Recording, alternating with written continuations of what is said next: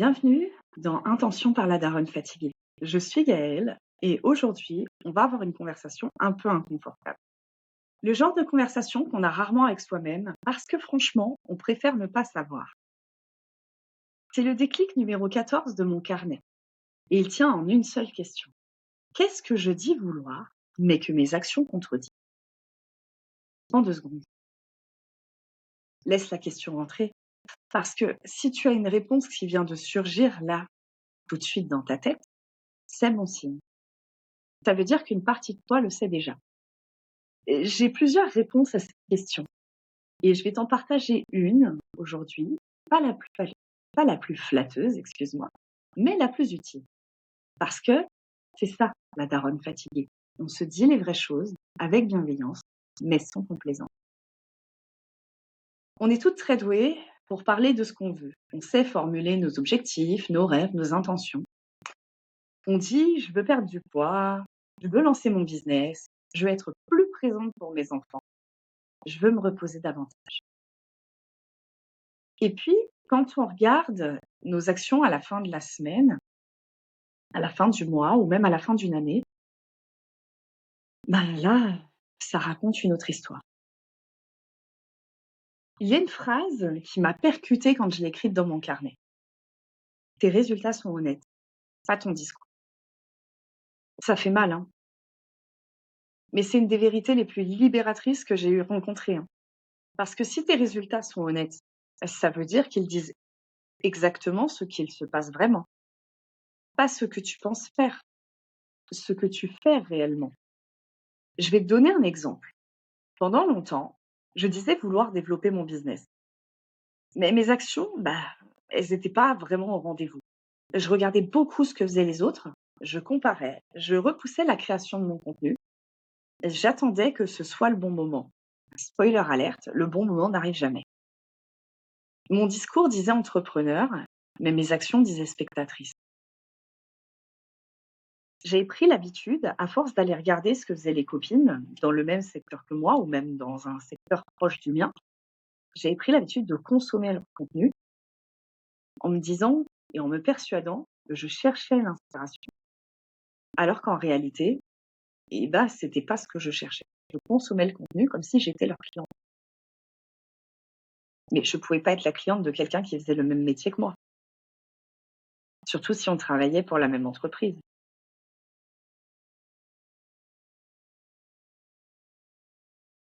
Et pourtant, j'ai trouvé une bonne nouvelle dans tout ça.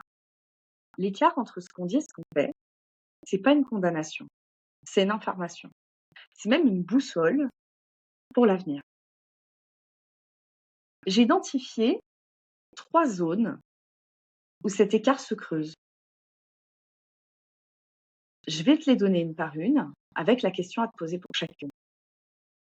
La première zone, c'est le corps et l'énergie. Tu dis vouloir prendre soin de toi, mais est-ce que tu dors vraiment quand tu es fatigué? Est-ce que tu manges sans te punir?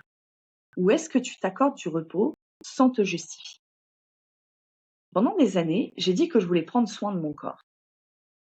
Mais honnêtement, je forçais, je poussais et je continuais quand tout me criait de m'arrêter. Mon discours, lui, il disait: «Allez, c'est bon, maintenant j'arrête, je m'écoute». Sauf que mes actions, elles disaient: «Je me bats contre moi-même». J'avais le syndrome, de la mère qui, en fait, pose ses fesses dans le canapé 30 secondes, se relève pour aller faire quelque chose d'autre, est en train de penser à 1000 choses à la fois, ne prend pas la peine d'aller se reposer quand c'est nécessaire ou quand son corps lui crie alerte. Ce qui fait que j'ai toujours eu un corps douloureux et ça remonte même à bien avant que je sois maman, ça remonte, à quand j'étais une enfant et ensuite une adolescente, une jeune adulte, une maman, on verra tout ça.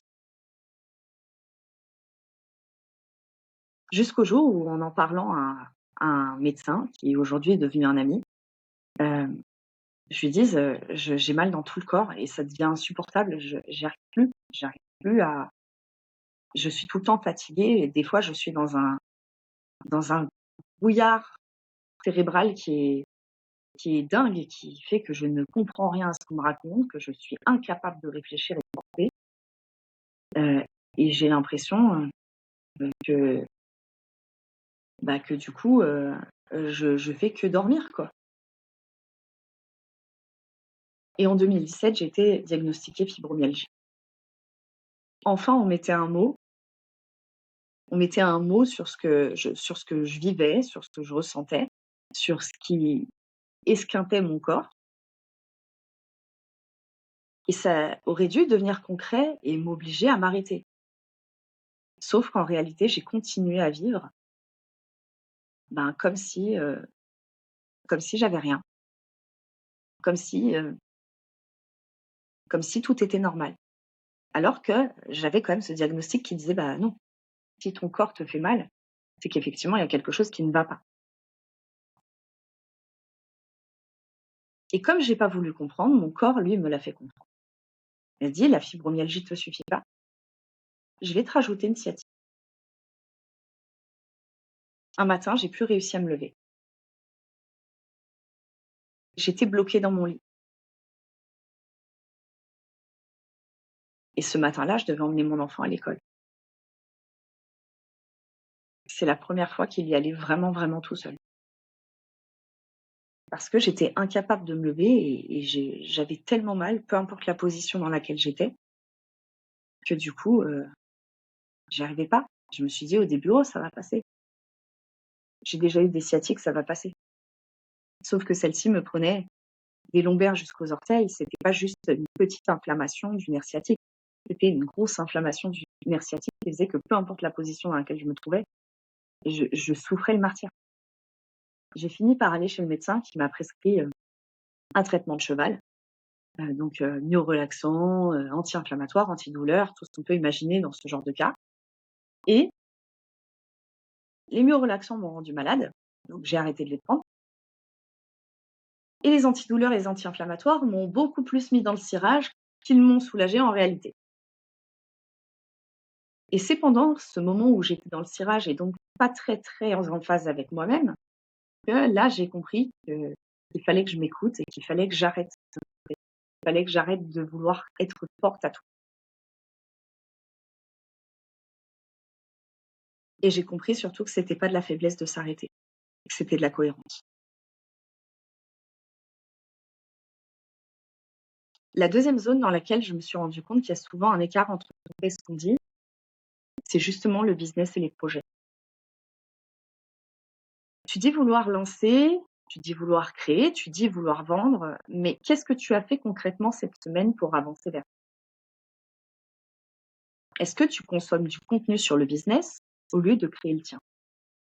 Est-ce que tu attends d'être prête ce jour qui n'arrive jamais? J'ai commencé, l'entrepreneuriat en 2018. Je suis devenue VDI pour une marque de cosmétiques américaine et j'ai beaucoup aimé, ces années, où je représentais une marque de cosmétiques. Déjà parce que je suis, même si ça ne se voit pas encore aujourd'hui puisque je suis pas maquillée, heu, j'aime beaucoup le maquillage, j'aime beaucoup, voilà, les tout ce qui est les cosmétiques de manière générale et c'est vrai que, pour le coup, ça m'a aidée à reprendre, confiance en moi et regagner en estime de moi, après une période de ma vie qui n'a pas été facile. Et quand j'ai commencé à vraiment reprendre le pouvoir sur ma vie, à vraiment, réincarner cette femme, un peu audacieuse, que j'étais, j'ai voulu en fait aider les autres à en faire de même. Et c'est vrai que pour le coup, j'ai plusieurs personnes qui me suivaient et qui me disaient que ça leur faisait du bien, en fait, de me suivre et je les entendais très souvent me dire: «Sauf que, bah, moi je suis pas comme toi. J'ai pas autant confiance en moi que ça, j'ai pas autant d'estime pour moi-même». Et ça me faisait quelque part un peu de peine parce que je me disais: «Bah, non, en fait, le but, c'est que vous gagniez aussi en estime de vous, pas de m'idolâtrer, c'est de faire en sorte que, par ce que je vous apprends, vous regagniez de l'estime pour vous-même et vous repreniez confiance en vous». Et puis dans ma tête, heu, l'idée a germé de construire un programme, un accompagnement dans lequel, en fait, je leur apprendrais par d'autres techniques à reprendre confiance en elles, à regagner en estime d'elles-mêmes, à, oser se lancer dans des projets, à osé passer le pas d'aller s'inscrire, dans un club de sport, si c'était un club de sport qui les tentait.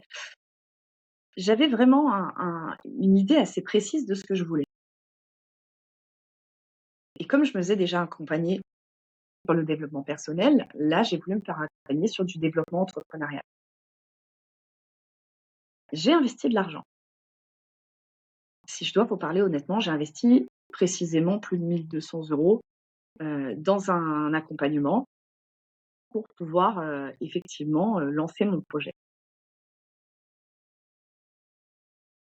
J'ai créé mon membership, j'ai créé mon programme, j'ai créé ma landing page, j'ai créé tout mon discours autour. Le fait de promouvoir mon programme, promouvoir le challenge de lancement. Le challenge de lancement a plutôt bien fonctionné pour voir que c'était la première fois que je faisais ce genre de choses et ça se passe plutôt bien, les jours se passent bien, on se retrouve en live, je fais un petit workbook qui est quand même super sympa et les filles prennent, prennent le pas de répondre en fait aux questions que je leur pose, de jouer le jeu des défis. Vraiment tout se passe bien. Vers la fin du challenge, donc j'amorce l'arrivée du coup du membership et je lance la landing page et je fais 0 vente. Oui, tu as bien entendu. J'ai fait 0 vente, 0 vente. C'est-à-dire que j'avais quand même plusieurs dizaines de filles dans le groupe challenge et sur ces plusieurs dizaines de filles, j'ai fait 0 vente et honnêtement, je vais être très honnête avec toi, aujourd'hui ça me fait rire. À l'époque, j'en rigolais pas. Je n'en riais pas du tout. Heu, ça me faisait, énormément de peine parce que je me disais: «En fait, j'apporte du contenu avec de la valeur, je cherche à donner ce que je sais, ce que j'ai appris et cetera, tout ça et puis, bah, en fait, il y a rien. Le désert, nada, walou, que dalle et donc, bah, il a fallu que j'encaisse un peu et pendant un moment, j'ai dit que je voulais comprendre ce qui n'avait pas marché avant de relancer, avant de me dire: «C'est pas grave, je vais relancer un challenge, peut-être différent, avec un autre workbook». Puis ma foi, on se décourage pas, on y retourne, quoi. Au bout d'un moment, on trouvera peut-être, les femmes qui, elles, ont besoin de ce programme et en réalité, je faisais rien. Mon discours disait: «Je réfléchis» et mes actions disaient: «J'ai peur». Quand les gens me croisaient ou quand, du coup, on m'appelait, on me disait: «Alors, tu en es où, qu'est-ce que tu fais, tout ça, tu en es où ton projet?» et je leur disais: «Non, mais je réfléchis assez à foirer parce qu'à un moment donné, je me dis que j'ai peut-être dû voilà, peut-être que je me suis trompée quelque part, peut-être que c'est pas ça qu'elles avaient besoin, peut-être que du coup je m'y suis mal prise». Et mon discours disait: «Je réfléchis», alors qu'en réalité, je réfléchissais pas. Je me mettais, des œillères, je me mettais ma petite main comme ça devant les yeux et je faisais style de pas voir, quoi. Hem et le fait est, c'est que la peur, c'est normal. Je pouvais pas éviter d'avoir peur. Ce que je pouvais éviter par contre, hem, c'était de dire, que je réfléchissais, alors que c'était pas le cas. La peur, il faut apprendre à la nommer. Il faut apprendre à la nommer honnêtement au lieu de l'habiller en stratégie. Moi, j'avais habillé la mienne en stratégie de vie et en fait, je me rends compte que, heu, ça a pas marché en 2020 parce que très probablement, heu, j'étais pas dans ce que je devais offrir. C'était pas ça que je devais offrir aux femmes qui me suivaient ou à celles que je voulais accompagner et l'échec, ça fait partie du jeu, ça fait partie du jeu de la vie d'entrepreneur. S'il y a un entrepreneur qui vous dit: «Moi, j'ai toujours été successful», bah, tant mieux pour lui. Mais vous avez plein d'entrepreneurs dans ce monde qui ont été loin d'être successful, se sont encaissés des échecs de dingue et pour autant n'ont pas renoncé. Ils se sont relevés, ils ont analysé, ils se sont dit: «OK, je me suis foiré. Sur quoi je me suis foiré? Qu'est-ce que je dois changer? Comment je fais la prochaine fois?» Et puis ils ont modifié un truc. Et puis peut-être que ça n'a pas fonctionné la fois d'après non plus. Alors ils ont modifié autre chose. Alors ils ont travaillé sur eux. Et en fait, cet échec en 2020, il était nécessaire. Cet échec en 2020, il était nécessaire pour que du coup la daronne fatiguée existe en 2006, en 2000 en 2026. Excusez-moi. Je me rends compte que si ça avait fonctionné, ce que je suis en train de construire et ce que j'ai déjà créé pour l'instant, ça n'existerait pas. Ça existerait peut-être différemment, mais j'aurais peut-être pas autant de vision. J'aurais peut-être pas autant la vision que ce que j'ai là avec la daronne fatiguée, avec là où j'ai envie d'emmener mon entreprise, avec là où j'ai envie d'emmener cette marque.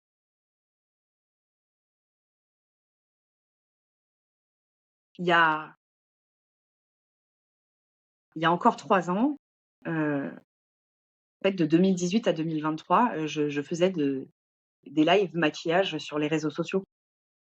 Et je faisais des ateliers maquillage, je vendais du maquillage, je vendais du soin pour la peau. Heu et c'est vrai que du coup, c'était pas si différent que ce que je fais là. J'avais une toute petite équipe. Je faisais déjà un petit peu de coaching, dans mon équipe et c'est vrai que du coup, je me rends compte que si j'avais pas encaissé cet échec-là en 2020 aujourd'hui, ce que j'ai créé n'existerait pas. La troisième zone, dans laquelle, j'identifie un écart entre ce qu'on dit vouloir et ce qu'on fait réellement, sont les relations et la présence. Tu dis vouloir être plus présente pour tes enfants, pour ton mari, pour toi-même, mais est-ce que tu es là? Est-ce que tu es vraiment là, physiquement, présente et mentalement ailleurs? Est-ce que tu dis: «J'ai besoin de temps pour moi», mais que ce temps, tu le remplis systématiquement avec des obligations? On est expertes, nous les daronnes, les femmes de manière générale, mais on est expertes pour être partout et nulle part en même temps. Le corps à la maison, la tête au boulot, le corps au bureau, la tête dans la culpabilité d'être au bureau et de ne pas s'occuper de nos enfants. On dit vouloir la présence, mais nos actions disent: «Je suis éparpillée».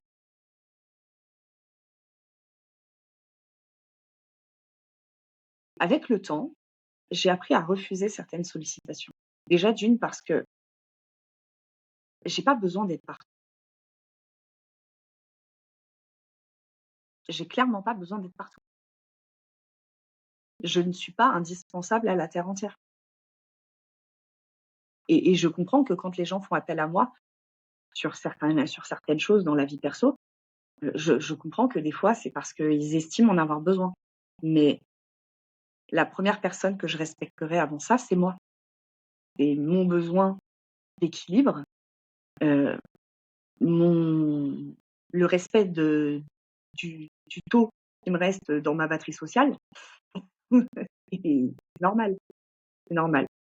Heu, il faut savoir que j'ai beaucoup été cette personne qui disait: «J'ai besoin de temps pour moi» et qui le remplissait en fait avec des obligations qui n'en étaient pas. Et ce qui faisait qu'au final j'avais toujours ce sentiment, heu, de me lever le matin pour faire 1 milliard de choses qui n'allaient pas me satisfaire et c'est ce qui faisait que le soir, je me couchais et j'étais absolument insatisfaite. Avec le temps, j'ai appris qu'effectivement, le temps pour soi, c'est important et croyez-moi, je l'ai bien appris ces 3 dernières années. Je l'ai bien appris ces 3 dernières années puisque, j'ai eu un petit garçon en 2023. Avec mon mari, on a accueilli, notre deuxième enfant en 2023 et autant vous dire, que c'est un koala et elle aime beaucoup sa maman. Certainement un petit peu trop parfois.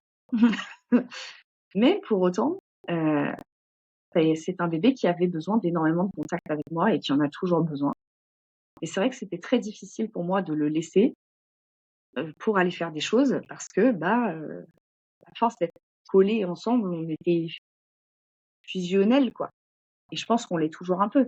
Mais je me rendais compte qu'effectivement, là, pour le coup, j'avais pas de temps pour moi. J'avais pas réellement du temps pour moi.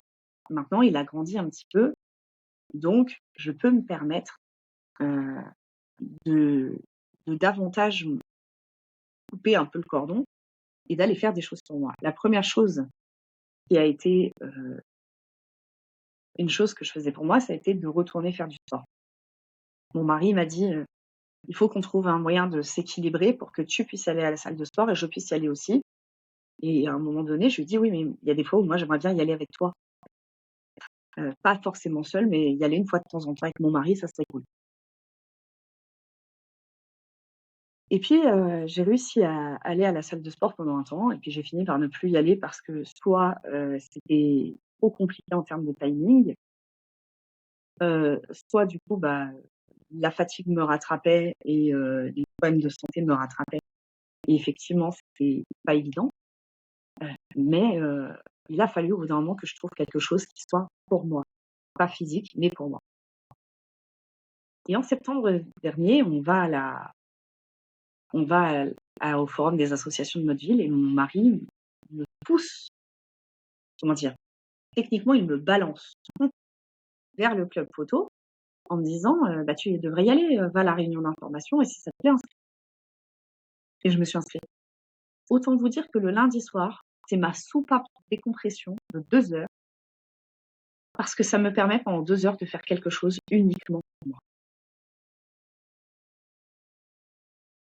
C'est-à-dire qu'aujourd'hui, dans ma routine, c'est devenu encore plus important pour moi d'avoir ce temps où j'ai 2 heures où je me casse de la maison. Je ne m'occupe plus de mes enfants.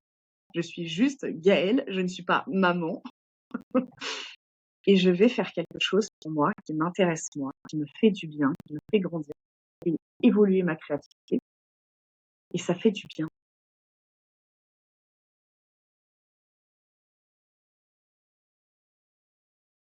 Ça fait du bien. On dit vouloir de la présence, mais comment vous pouvez être présente dans votre propre vie?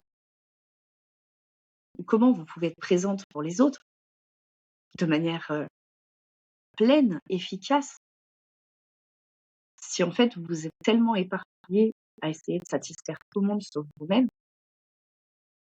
que du coup vous êtes physiquement présente, mais mentalement vous avez envie d'être sur, une plage, à Bora Bora avec un petit cocktail, dans une noix de coco, une petite paille et un petit parasol.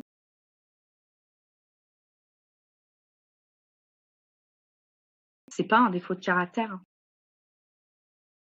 mais c'est souvent un problème de surcharge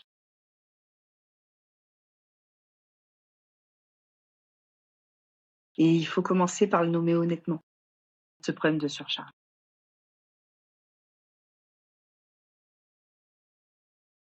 Aujourd'hui, ça te coûte quoi à toi de te décharger d'obligations qui au final sont celles que tu t'imposes la plupart du temps?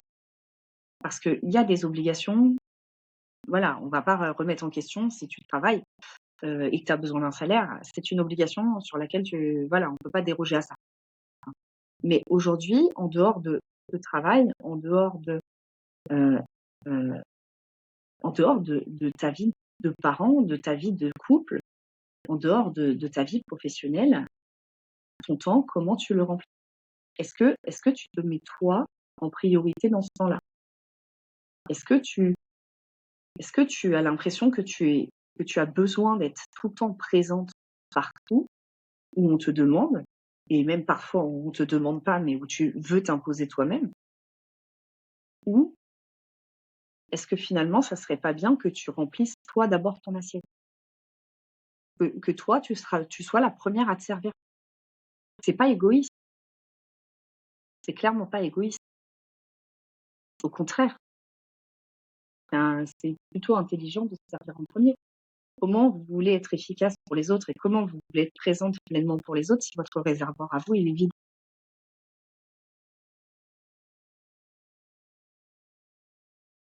Et le problème est là. Quand il y a un écart entre ce qu'on dit et ce qu'on fait, il y a généralement 3 raisons. Pas je suis feignante, pas je suis nulle, il y a 3 raisons concrètes. La première, c'est la peur. On veut le résultat, mais on a peur du chemin. On a peur du jugement, on a peur de l'échec et comme je le disais dans mon premier podcast, on a même peur du succès. Alors on reste immobile en disant qu'on veut avancer, en disant qu'on veut évoluer, qu'on veut changer, mais en réalité, votre discours n'est pas honnête. Ton discours n'est pas honnête. Et du coup, tes résultats sont pas à la hauteur de l'espérance que tu avais mis.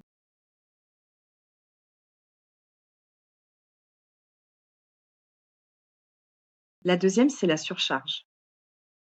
On a tellement de choses à gérer dans une vie de couple, même quand on n'a pas d'enfant, hein, et dans une vie de maman, et on on a 1000 vies dans une vie. On a 1000 vies dans une vie. Mmh.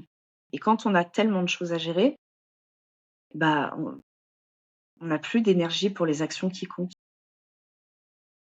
On survit au lieu de construire. C'est triste. Est-ce que la vie, c'est fait pour survivre? Est-ce que la vie, c'est fait pour être surchargé mentalement et même parfois physiquement? La troisième, et c'est la plus sournoise, c'est l'identité. On dit vouloir quelque chose qui correspond pas encore à l'image qu'on a de soi-même. Je suis pas le genre de femme qui lance un business. Je ne suis pas destinée. Spoiler alert, ça prend. Je suis une daronne fatiguée, pas une entrepreneuse. Spoiler alert numéro 2 ou numéro 3 du podcast. Il y en avait un au début. Hem, j'ai des copines qui ont entrepris et qui sont encore entrepreneuses et qui sont fatiguées, chroniques, avec des maladies chroniques. Alors si, c'est possible. En respectant son rythme, c'est possible.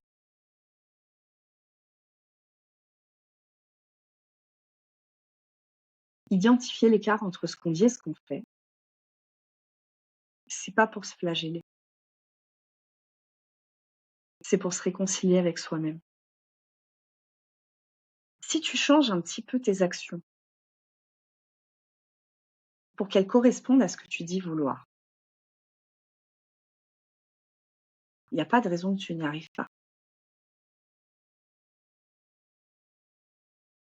Ou alors, et c'est tout à fait valide, c'est tout aussi valide, tu changes ce que tu dis vouloir pour que ça corresponde à ce que tu es prête à faire maintenant. Dans les 2 cas, tu arrêtes de te mentir. Et ça, c'est le début de tout.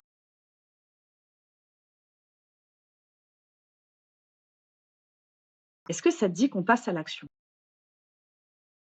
Là, ce que je suis en train de te proposer, c'est littéralement de passer à l'action comme je le préconise dans le carnet que j'ai développé.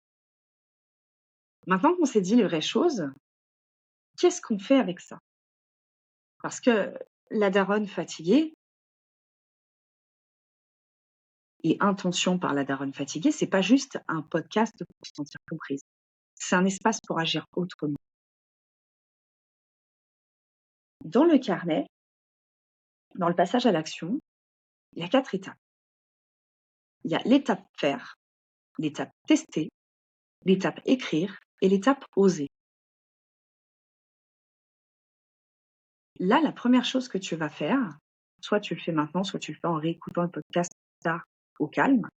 Tu prends une feuille ou ton carnet préféré, tu notes l'écart, une seule phrase. Je dis vouloir, 3 petits points, et tu dis que tu dis vouloir, mais mes actions disent, et tu listes tes actions. Là, est-ce qu'elles disent le contraire? Est-ce que du coup, elles disent c'est en cours? Est-ce que du coup, elles disent c'est OK, on y va? Pas une, pas 10, une. La première qui te vient. Et en principe, la première, c'est la bonne. Donc, pas 10 phrases, juste une. Tu laisses ça tranquillou pendant quelques jours. Et dans les prochains jours, tu alignes une action sur ce que tu dis vouloir.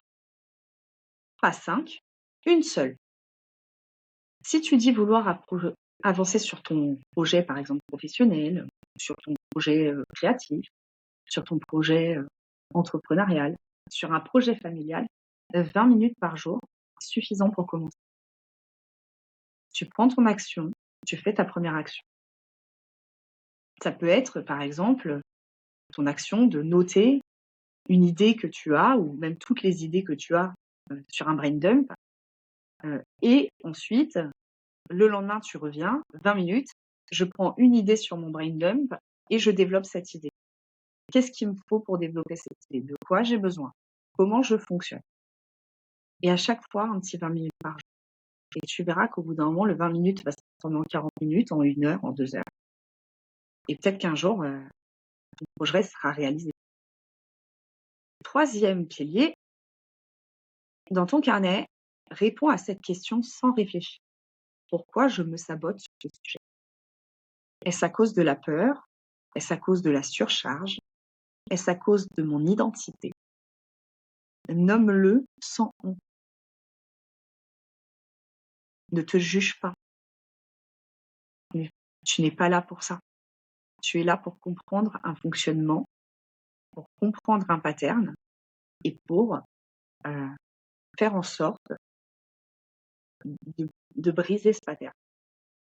Mais tu n'es pas là pour te juger. Quatrième pilier, être cohérent. C'est oser. Oser être cohérent. Pas parfaite, cohérente. La daronne qui avance, c'est pas celle qui fait tout. C'est celle dont les mots et les actes racontent la même histoire. Donc, comment tu oses être cohérente dans ce que tu as envie, dans ce que tu dis vouloir, sans que tes actions contredisent ça? N'hésitez pas à me faire part de vos réponses, que ce soit dans les commentaires en dessous du podcast, dans les commentaires sous la vidéo YouTube pour ceux qui regarderont sur la vidéo YouTube, et pour tous ceux qui sont dans le groupe, dans le QG des darons fatiguées, n'hésitez pas du coup à partager là-bas. Ça fait toujours plaisir d'avoir un retour. Et au-delà de ça, votre histoire peut aider quelqu'un d'autre. Votre histoire peut inspirer quelqu'un d'autre. Et parfois, avoir du soutien entre femmes, c'est important pour pouvoir s'édifier et s'élever les unes les autres. Je te le répète, tes résultats sont honnêtes, pas ton discours. Cette phrase, elle est pas là pour te faire honte, elle est là pour te libérer. Parce que quand tu vois l'écart clairement, tu peux le combler ou le réajuster. Mais au moins, tu te racontes plus d'histoire. Si cet épisode t'a parlé, partage-le à une daronne dans ta vie qui en a besoin, ou à une femme épuisée dans ta vie qui en a besoin. Et si tu veux aller plus loin, eh bien, le carnet La Daronne Fatiguée, les programmes, tout ça, ça se passe sur ladaronnefatiguée.com. Je suis Gaëlle, tu es venue, t'as écouté, maintenant t'as plus d'excuses. À très vite.